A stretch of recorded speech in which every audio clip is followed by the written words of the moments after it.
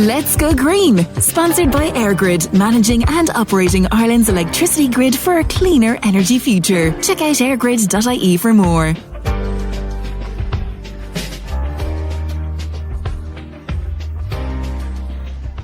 Hello, and you are very welcome to this week's episode of Let's Go Green here on Midlands 103. I hope you are safe and well as you tune into this week's programme. We have a busy one lined up for you we have a busy show lined up for you today. We're going to be talking about a new initiative aimed at getting school children more aware about marine life and the ocean and what they can do to help the ocean amidst this climate crisis. I'll also be talking about Storm Eowyn, remember that one? And what we've learned from it in terms of planning for future weather and climate related events. But first, I'm joined by author and journalist John Gibbons. John is, of course, the author of The Lie of the Land. John, you are very welcome back to Let's Go Green. Delighted to be on the show again, Aisling. Cheers. Now, John, the Doomsday Clock, and even by its very title, it does not sound light and cheerful.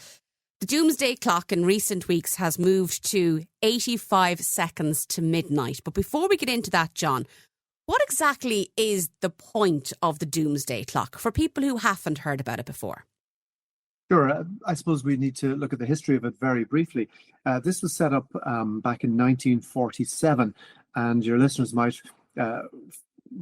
be able to figure out why that particular year or around about then scientists began to understand the possibility of global destruction. And of course, 47 was 2 years after the deliberate release of 2 nuclear weapons dropped by the Americans in Hiroshima and Nagasaki, and the colossal loss of life. And scientists very quickly recognized that for the first time in history, one species, i.e. humans, had the capability of effectively wiping out not just themselves, but life on Earth. So the idea of the Doomsday Clock, and of course the title is designed to be provocative. In other words, we had the ability to snuff out life on Earth, and no other species has ever had that phenomenal godlike ability. And so the scientists who, of course, the other side of this is scientific responsibility. It was, after all, the scientists who developed the splitting of the atom that led to nuclear weapons. And ironically, one of the founders of the organization, the Bulletin of the Atomic Scientists, was, of course, Albert Einstein, whose work in the early 20th century led directly to nuclear weapons. And I would say, by the way, that Einstein absolutely regretted it in later life. And he said that if he'd realized back in the early 1900s what he was unleashing, he would have thrown his notes in the fire. He'd never have gone forward with it. So over time, we've seen the Doomsday Clock tick at times closer and then at other times further away from midnight. Midnight, obviously, is an apocalyptic scenario. Mm-hmm. So what we find today is, as you said in your introduction, we're now 85 seconds, or to put it another way, we're 1 minute and 25 seconds from midnight. Now, in all the years since 1947, this is the closest. 2026 is the closest that the international scientists have ever said we are to the end of human life on Earth, right? So that's kind of something to really grapple with, to consider that. So obviously, we know, I think everybody listening to us today realizes we live in dangerous times. Now, other humans at other times have lived in dangerous times. But since the end of the Second World War, a confluence of events have drawn together that make the mid-2020s more dangerous than at any time since the defeat of fascism in 1945. And of course, we in the Western world have lived through a period of unparalleled economic development over the last 70 years, of political harmony. We've seen, for example, the rise of the EEC and then the European Union. We've had peace in Europe for effectively 70 years. And peace and stability, John. You know, like there was safety and comfort in that 70 years. And perhaps, and this is where we're coming to, we've become complacent. I think that's really well put. For example, even things that even when I was a kid, when you were traveling in Europe, families had to produce passports to go from France to Spain, for goodness sake. So even the idea of the free travel zone in Europe, these are incredible gifts of our generation. And what we see now is that these are all on the line. So if we were to tot off the reasons why we find ourselves at this uniquely dangerous moment in the history of the world since the Second World War, it's really the key events are, number one, the rise of the autocrats. We're seeing that. We obviously saw it with Putin's Russia. We've seen it across the world, from Orban in Hungary to Xi in China, and of course, infamously, Trump and his regime in America. So we now have superpowers who are autocratic regimes. The three most powerful countries on earth, America, Russia, and China, are all either fully authoritarian or attempting to destroy democracy. Now, that effectively throws us into a world that probably our grandparents, depending on your age, or maybe our great-grandparents, remember from the 1930s, when the fascists were essentially on the march, wanting to burn the world down, and also wanting to basically not so much burn it down, but to enslave the world. And of course, the world came very close to a long, dark period at that time. And in hindsight, World War II was quite a close-run thing that we actually managed to get out the other end. So on top of that, of course, we also have a climate crisis that has been growing year by year.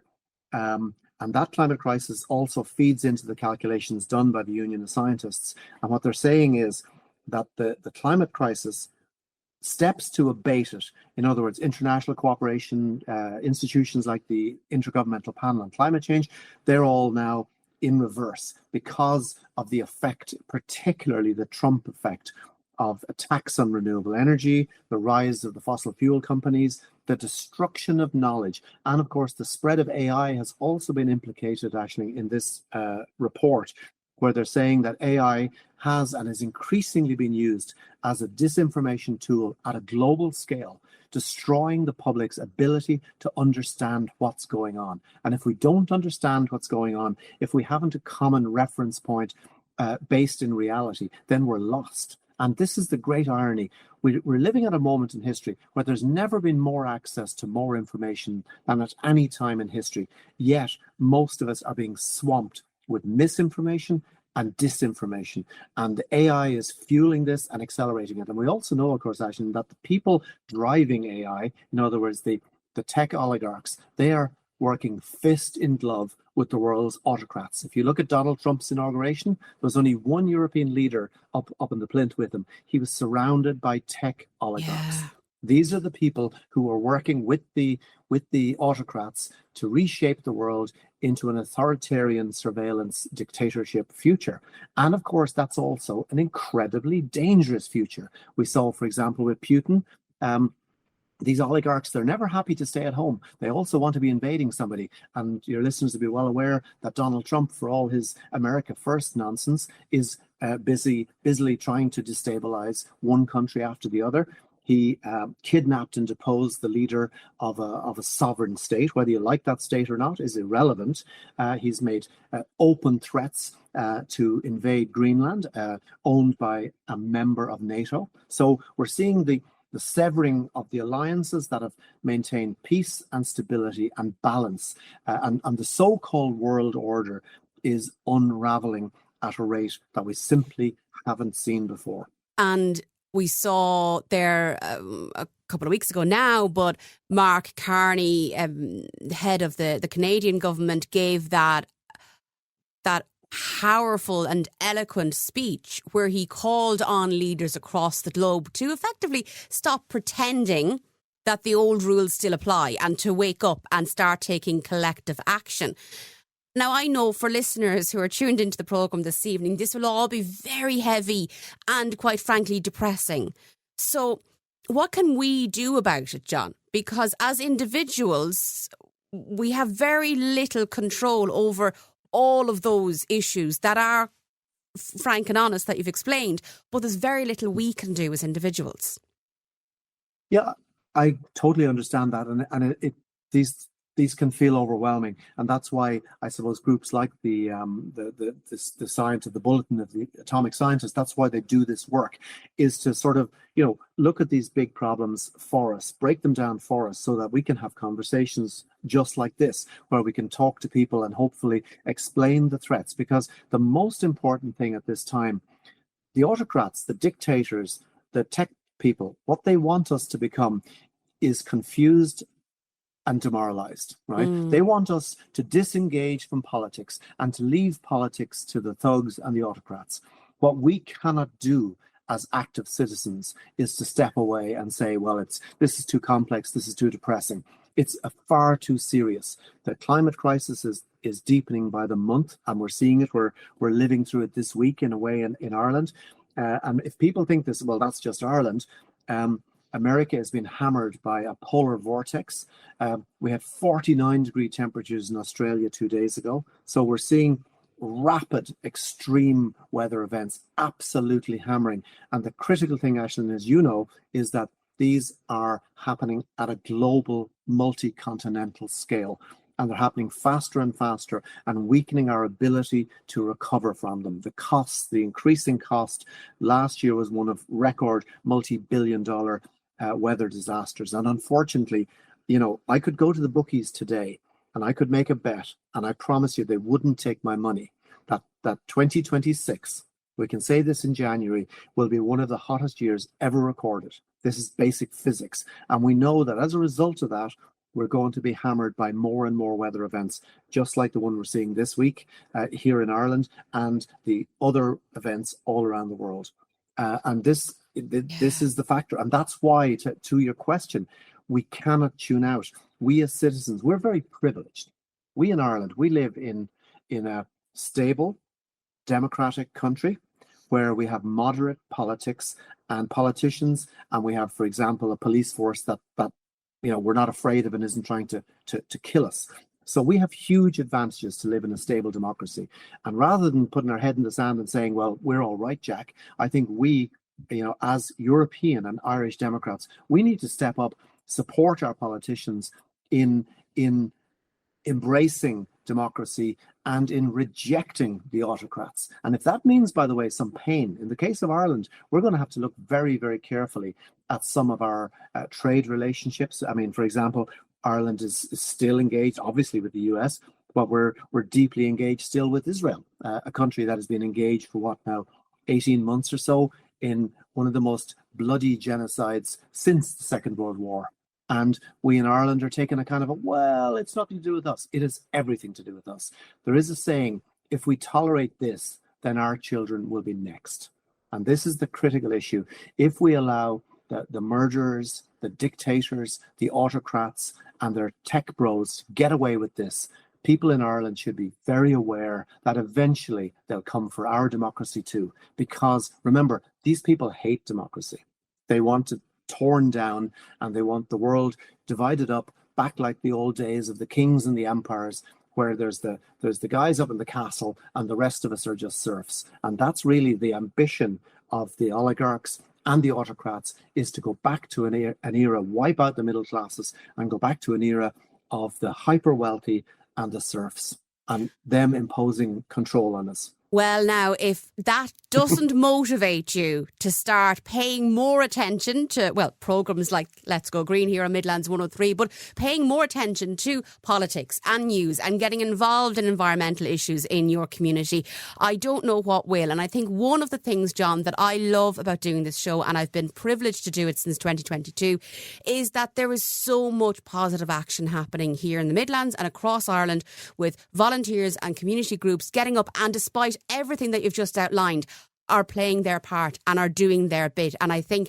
listening to John there now, if that hasn't given you a kick up the you-know-what to get involved yourself, well, I don't know what will. John Gibbons, author and journalist, and John's book is called The Lie of the Land. As John says, when you go into the bookshop, look for the big cow on the front cover and you won't miss it. John, thank you so much for your time. A pleasure, Aisling. We'll be back after the break. Let's Go Green, sponsored by EirGrid, managing and operating Ireland's electricity grid for a cleaner energy future. Check out airgrid.ie for more. You're listening to Let's Go Green here on Midlands 103. Now, I know it's been a stormy couple of weeks, but remember 2025 and Storm Eowyn? Well, an Oireachtas Committee has been reviewing that in order to see what we could learn from it and has now come up with some findings. And to discuss this, we are joined by Deputy John Clendennen, who is an Offaly TD and a member of that Oireachtas Climate Committee. John, you are very welcome to the programme. Thank you very much, Aisling, and good evening to all your listeners. Now, John, in a nutshell, for people who haven't read your report or aren't familiar with the work of your committee, what exactly have you been doing in relation to Storm Eowyn over the last while? Well, actually, I think it's very important, first of all, to outline that this is not a report of 20, 30, 40 or 100 pages. It's very clear, very concise, and it's literally a very short document that can be implemented in a practical manner and be applied in all the different facets of stakeholders and life when such a catastrophe or an emergency occurs of an amber or a red level weather alert that has a material impact on local communities. You referred to Storm Eowyn. What we're seeing is a greater frequency in relation to these storms and a greater impact in relation to these storms. And really what we wanted to try and do was to bring a level of consistency right across the country. If I look at even Offaly as my own county, the difference between one village or town and 10 minutes up the road could have been entirely different. And that could have been due to just maybe a lack of resources, a lack of information, an inconsistency in information. And now, you mentioned information there, and I think that is a particular challenge because, like, 20, 30 years ago, we knew a storm was coming. Everyone would have tuned in to the local radio station or a national radio station to get up-to-the-minute information. Now, there are so many different ways of accessing information. A lot of us, and I'm no saint myself, live on social media, which is wonderful in many ways, but is not necessarily an up-to-date information provider. And it's a big challenge for government, for Met Éireann, for local authorities to actually get that information out to people in a timely manner in a situation like a big storm, isn't it? You're 100% correct, and I think it's not even just to get the information out. It's to ensure that it's given in a timely manner and that it remains valid. And because it can come at such a pace of differentiation, someone could be looking at something that could be from 6 hours ago that could already be out of date. Yeah. And I think what I would encourage people to do is invest in one of the old style FM radios that you can have in your house, because I've seen it myself. Phone coverage can be down, internet access can be down, and as a public representative trying to get through a storm like this and people trying to engage with me and reach me, I literally can't stay at home in such a storm because I don't have power or data. So it is certainly a challenge in many different ways for different people. But I think if you look at the 11 recommendations that were made, I think the first one, and to be fair to Offaly and in particular in Garda Síochána, looking out for vulnerable customers or a vulnerable customer register, and those that are maybe disabled or more vulnerable within our communities, that they're recognised, that if anything does occur, that the emergency services in particular know where they're located and can respond in a timely manner to ensure from a preventative perspective, that they can be supported and get the needs that they require if something did happen. And this is all about trying to mitigate loss, tragically in relation to deaths and also injury in such circumstances. And what might that look like, John? Because at the moment, I know, so I live with type 1 diabetes and a number of autoimmune diseases. So as a result, I am considered medically vulnerable. And with my electricity and gas provider, I'm on their list of medically vulnerable customers. And in case of an emergency, because if I don't have power and I don't have a refrigerator, for me, that's a really big deal and it's a medical emergency. But is the idea that there would be some sort of resource that public bodies would have access to? Because for vulnerable people, that vulnerability, there's so much variety. It could be somebody who's mobility impaired. It could be somebody relying on power for dialysis machine. How might that work if it's implemented?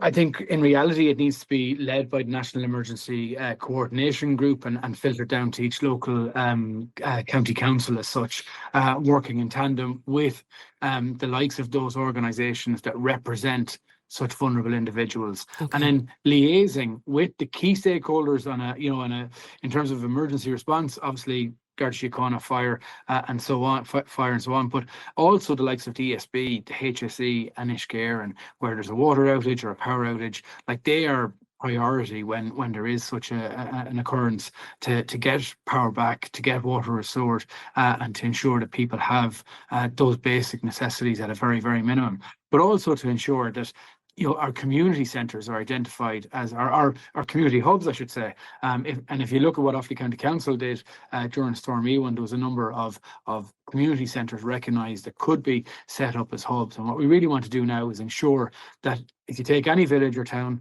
across the region or across the country, that when we're in darkness and people don't have their own generator or self-sufficient in power, that at least there's a community centre that people can go for a hot shower, generator powered, or a hot cup of tea, or just to meet someone in a powered environment. And I think that's going to be extremely important from a perspective of, the longer you can have outages for, the more isolated people can feel. So to give them that sense of reassurance that there is a hot cup of tea, that there is someone to talk to, and even when power is down and phones are down, you may not be able to pick up the phone. So at least to have that option there, it can be a reliance that someone can fall back on. So might that then be like a leaflet drop or of some sort that you would know, will you live in this circumference of an area? If something happens, this is your appointed community hub. Absolutely. And I think the reality is that this, in terms of being local authority led, and in fairness to Offaly County Council in particular, they have been strong in this area and have shown leadership, but it's to bring that level of consistency to every county, to ensure that, as you say, within a certain reach or within a certain time distance, that you can reach one of these hubs and that you can feel part of your community at a time when you need it most. I'm just very conscious that we all live such individual lives that unless someone's door is knocked on or they've gotten a phone call or a letter in the post, they might not actually know that these facilities exist. And then when they do need one, they don't know how to access the support.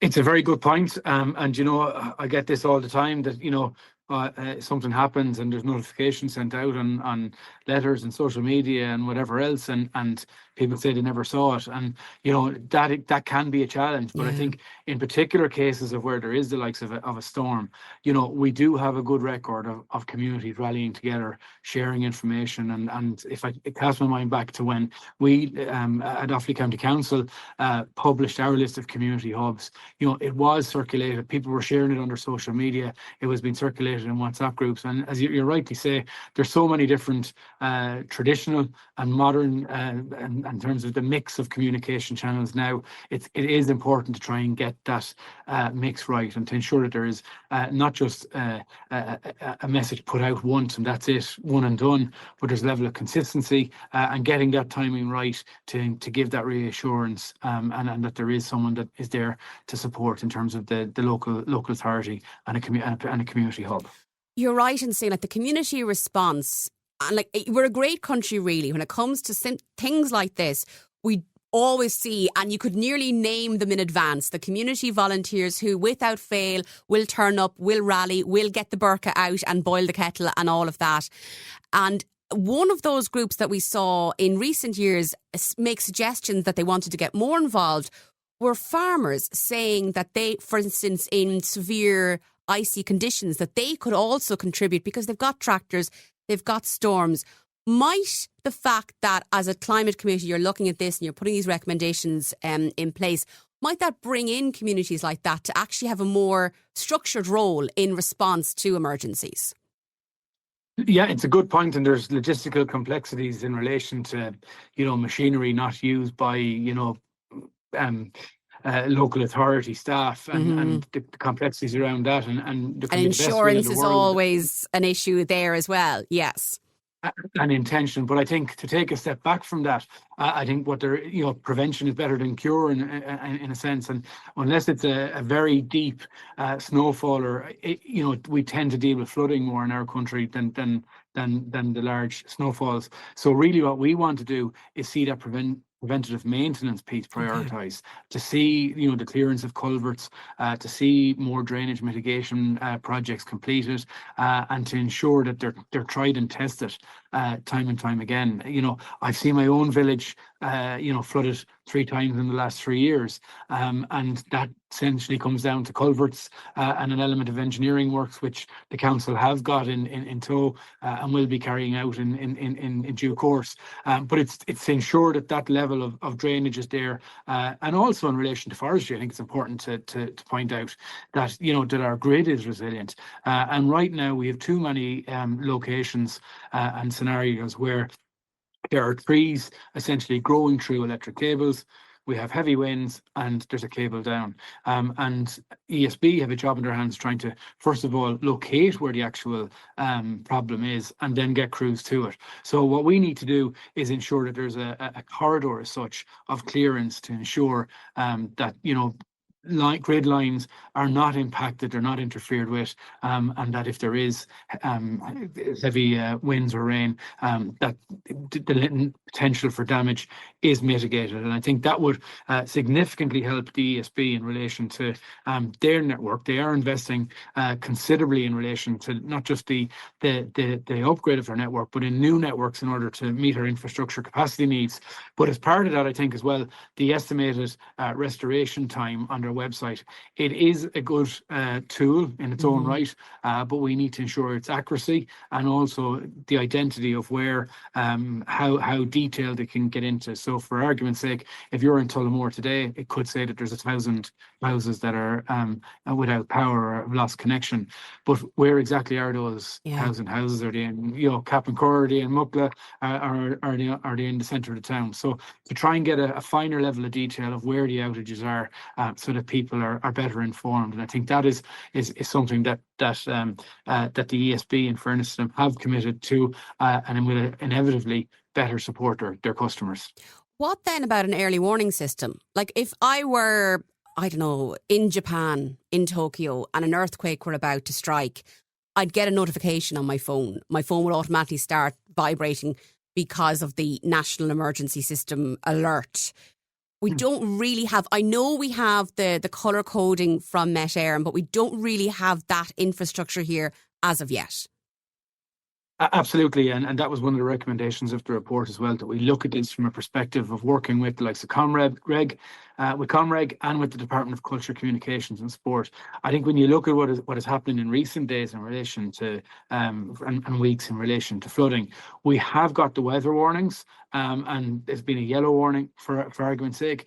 But in certain parts of the country where the river levels might be already high, it might take a smaller level of rainfall to actually lead to flooding. So, it's more than just beyond what the actual the weather conditions are. It's going to have to take into consideration the likes of river levels, the likes of flooding that may already be in place or have occurred in order to try and give that level of protection. And obviously, from a civil works perspective as well, we need to look at these flood relief programmes. This week in the Oireachtas Committee, we did debated the likes of Enniscorthy. We're fortunate in our part of the world that we haven't seen excessive flooding in recent times. There has been schemes introduced. You look at the likes of Athlone and the success there, but the likes of Enniscorthy has found itself flooded again for the 12th time in, I think, 15 years. There is a fully funded, fully committed and fully detailed designed flood relief scheme there that has been delayed for environmental reasons. And I think what we need to do now is try and find a pragmatic way forward to ensure that we protect the town and the people of Enniscorthy and other towns like it, to ensure that we mitigate the risk of future flooding through the implementation of these flood relief schemes, and to do that in an expedited pace of delivery. How though? Because Like, say, for instance, like the likes of Enniscorthy, the environmental concern there, as I understand it, is around a pearl mussel and the damage to the habitat there if these floodworks were to happen. And people living in Enniscorthy who have suffered the damage of recent days, I'm sure be shouting at the radio going, this is ridiculous, it's a mussel, humans' lives must be prioritised. But how actually do we balance that if it's European law that we have to protect these habitats? Look, I think the interpretation of legislation is certainly something that needs to be considered. And when the likes of this legislation is brought in, it's brought in the best will in the world to protect, habitats, biodiversity, and the climate. And that's all well and good and important. And, we do have a responsibility to protecting our planet, reducing carbon emissions and our environment in terms of making it greener and cleaner and secure for future generations. But I think if you'd ask any individual in any part of the country where they're suffering the likes of erosion, flooding, or otherwise, do we protect people or do we protect pearl mussel? I would think it would be pretty clear what the answer would be. So we need to progress these projects, and we need to ensure that legislation that was put in the best will in the world to do, as what I said already, is done, but not at the expense of social impact, environmental impact, and seeing a town brought to a closure because of flooding. Is that what we're going to see from the critical infrastructure bill expected to come before the Oireachtas this year? I think there's a lot of different facets to the critical infrastructure bill that are going to see large-scale projects expedited. I don't need to get into the detail here in relation to the need to see more housing, to see more transport, to see more roads, to see water supply, to see waste and energy. But what we do need is projects to be delivered for the public good and for the common good. And I think too often what we've seen is very important projects, critical projects, large-scale investment projects being held up because of a technicality on an application that could be thousands of pages long because of a concern for a rare snail or a rare mussel or whatever the case may be. What we need to see now is delivery of infrastructure, and that is the primary objective of government, to ensure that we do and to reduce those obstacles. I sit on the Oireachtas Infrastructure National Development Plan Delivery Committee as well, and we've made it perfectly clear that we want to see the delivery now of this infrastructure so that we can ensure we're putting the whole area of housing delivery on the table. And if you see the figures that were produced today, we are now seeing an increase 20% year on year in relation to housing delivery, but that's only going to continue if we reduce these obstacles further, and I am confident that will happen.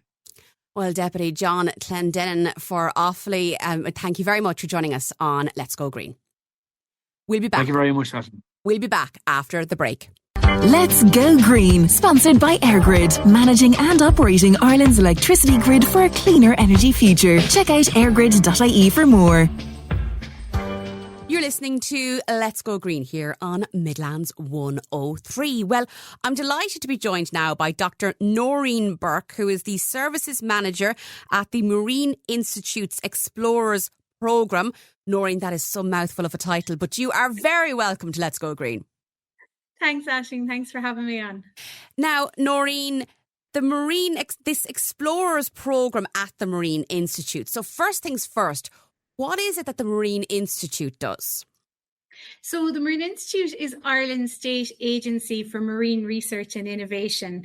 So I suppose, to be fair, most of the work they're doing is really serious. You have scientists who are monitoring our fishing stocks, water quality. They're looking at aquaculture sites. And I'll be honest, I suppose, with my area being in education, I've never been in that position where I'm working in the labs that they are, but I've been really lucky over the years to receive lots of talks, we'll say, from scientists that are working on projects there, so that the education program can kind of learn from the work and the research that's going on. So, no, it's a great to have those links with the work that's been done, we'll say, on the ground or in the water, I should really say. Sorry. Yes, absolutely. Yes, definitely.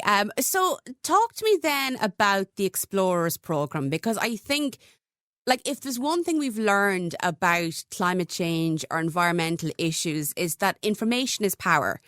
And the sooner we learn about the reaction to our actions in the environment, the better. So the Explorers programme, you're going to be in primary schools. What is it all about?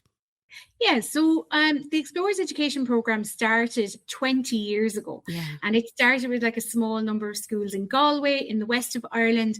And then over the last 20 years, as you said, it's kind of branched out to be across all of Ireland now. And we're in all of the coastal counties. So there's outreach centres in all those coastal counties. And they work with up to about 400 schools or classrooms every year. But we always had it in our mind that we'd like to kind of head inland.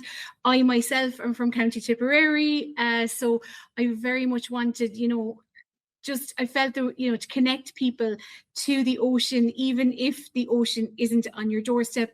We live on an island, so nobody really here, or no school here in Ireland is that far from the shore. So, as you mentioned there, it is really important getting that knowledge early on in your life, but also gaining the skills to know where to look for good information and how to evaluate information and data. Because I suppose we live in a kind of a world now where people are a bit bamboozled sometimes, or, there's just so much information at our fingertips. Yeah. And it can be really hard to know, like, what information should I trust? Which one is valid? Is there any of this information that, might be fake news? So I suppose that's part of kind of what we're doing as well, is trying to work with schools and children to identify those connections that they might have with the ocean and the marine, but also help them to know, how do I critically think about these really big topics, like how the ocean's important for our weather and our climate, or how do we protect marine areas for biodiversity, while also meeting the needs of people and communities through like jobs and economy and things like offshore wind energy. So they're really, really big topics, but we're just trying to be there for schools to try and help them, to guide them on the way. I remember as a child of the late 80s and 90s, I was obsessed with dolphins, and Free Willy was the big movie at the time, and Flipper was another one, and like I'd watch them on repeat. I absolutely loved them, and I love that you're recognising, like, as a Midlands woman, we'll adopt you, an inland woman, that just because these primary schools are not on the seashore, that children need to learn about the marine life and the ocean, but also might have an interest. They might have it. It might be like, I know, like, my goddaughter is obsessed at the moment. The current thing is dinosaurs. I got to meet Dolores the dinosaur at the weekend. I'm told it's from some character or other. I don't know. But anyway, Dolores was was brought to dinner and everything when we went out. But like, children do get really caught up with their imagination and all of these ideas, and introducing them at the primary school level, when they are like not restricted by what they think is cool. Yeah. Like, it's, it's such a really valuable thing. So what are the kinds of things that you get to work with the kids on? Yeah, that's a great question. So I suppose over the 20 years of the programme, we've had some amazing content produced. And like, if teachers and parents are interested, they can check out the Explorers website and they'll see the range of stuff that are there. But I suppose, going back to like some of the specific topics, then when we go into schools, generally what you'll start is with like a basic introduction. So we're looking for those ocean connections. We're trying to identify like what would connect a school in Laois to the ocean, or Roscommon or Westmeath, or whatever county it is. And then we're talking to the children and to the teacher about like what's of interest to them. So is there, a particular type of marine life, like you were saying there with dolphins and whales, or is it sharks? Is it turtles? Or is it that they're more interested in like the links between the ocean and climate? or the tiny microplants and animals, like the types of plankton that live in the ocean, or the energy from the ocean. And the thing is, we actually have resources for all of these different topics, so we can really hone in on what's of interest to a school. And because the content is so cross-curricular, it means that if a teacher would like to have some students working on art, they might have another student who might love to work with data and numbers and maths. You might have another group of students who might be really big into the history and maybe even things like folklore and culture.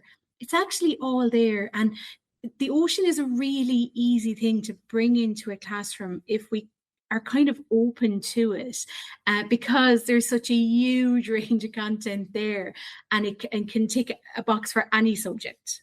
And of course, getting youngsters talking about all of these different ideas might give them ideas for, future careers or a path that they might follow in life. So then, Nóirín, how do schools get involved in this? How does it work? So the best way for schools to get in touch is if they go onto the website, onto explorers.ie, they'll see the press release for this launch to inland counties for the 20th anniversary of the programme.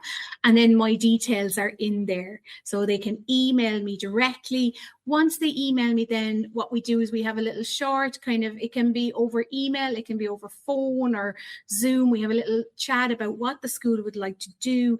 One class can get involved, multiple classes can get involved. Because this is online that I'm meeting schools, I can meet with a couple of classes at a time.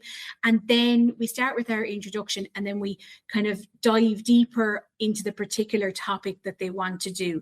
Like, for example, I have a school that's working on turtles at the moment and learning all about sea turtles and turtle rehabilitation and conservation. So yeah, it's get in touch and we'll get your school booked in, and hopefully we'll have loads of amazing inland ocean ambassadors across Ireland to help us celebrate our 20th anniversary together. Are there any costs involved for schools? Oh, that's a really good question. No, the answer is no. So this is fully funded by the Marine Institute. It's fantastic. Some schools who decide to go on and maybe do other stuff, like get a bus to go and visit a shore or things like that, those would be extra costs. But the cost of actually doing the school module with me, no, there's no cost to that. And we'll post out some educational materials and resources to the school so that they'll have some materials to use as well while they're doing their projects. Well, Dr Nóirín Burke, who is the Services Manager at the Marine Institute's Explorers Programme, thank you so much for joining us on Let's Go Green to talk to us about rolling out that Explorers Programme across the country and to us in these inland counties. Nóirín, and again, that website is explorers.ie. Thanks, Aisling. Lovely to talk to you. Take care. We'll be back after the break. Let's Go Green, sponsored by EirGrid, managing and operating Ireland's electricity grid for a cleaner energy future. Check out airgrid.ie for more. You're listening to Let's Go Green here on Midlands 103. I just wanted to remind you that piece that we were speaking about before the break, the Marine Institute's Explorers Education Programme. It is for schools, and they are making it across the country now, nationwide, whereas previously it would have been just ocean side counties and along the western coast in particular. But if you want any information, or if you want to perhaps share it with your school and how to apply and get involved in it and contact details and all of that, if you go to explorers.ie, explorers.ie. I hope I've just spelled explorers correctly. Explorers.ie, and you will find all the contact details, but also a mountain of resources there as well, available for you if you're a parent and you want your school to get involved and you want to be able to send it on to the relevant teacher, or if indeed you are working in a primary school and you think it might be something suitable for your curriculum. There's plenty of resources there and videos that can be watched and all those lovely details. And I'm sure there's at least one child in every school that's mad about the ocean, just like I was when I was a little one. He's also big into dinosaurs, which I think is one that's still very popular in schools these days as well. My thanks to Dr Nóirín Burke of the Marine Institute for speaking to us earlier. And of course, environmentalist and climate change journalist John Gibbons. The Lie of the Land is his new book on, well, the politics of dealing with climate change here in Ireland. And of course, a little bit earlier, we heard from Deputy John Clendennen for County Offaly, for Fine Gael.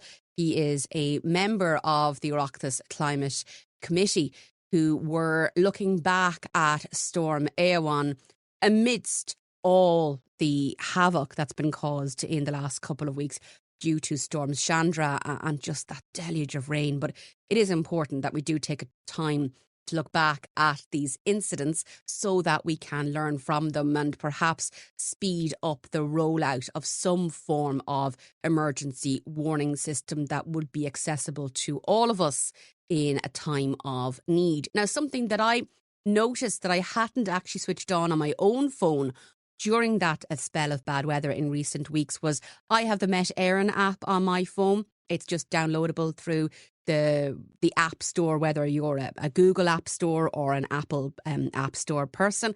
So you're looking for the Google Play Store or it's the App Store if you're on an iPhone. But if you download the Met app, if you don't already have it on your phone, you get all your forecasts and all of that, and it's really handy because it goes to your location. But you can also go into it. Now, I would argue it's not designed as user-friendly as it should be, but you can go into what they call subscriptions. Now, you don't have to pay for them. I don't know why they're called subscriptions, but you can go into the subscriptions part of it and you can tell it what area you want an alert for. So whether you're living in, in County Offaly or County Laois or Tip or wherever it might be, and it is supposed to give you alerts then through your mobile phones, through the notification system on your mobile phone, if in your phone settings you have your notifications switched on there. So it is something that I've been testing out over the last while or so. It's a bit hit or miss would be my most polite way of describing it, but it is a facility that's there, so perhaps it might work better on your phone than it's currently working on my phone. So I just said I'd let you know that it was there and available.